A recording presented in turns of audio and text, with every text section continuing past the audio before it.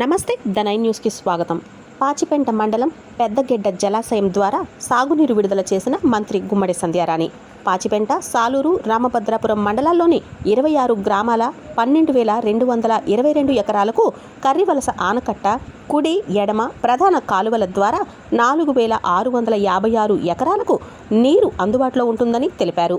గత ప్రభుత్వం 5 సంవత్సరాలు రిజర్వాయర్కు నిధులు మంజూరీ చేయక పూడికలు తొలగింపులు, జంగిల్ తొలగింపులు చేయక రైతులు చాలా ఇబ్బంది పడ్డారు అని మంత్రి అన్నారు.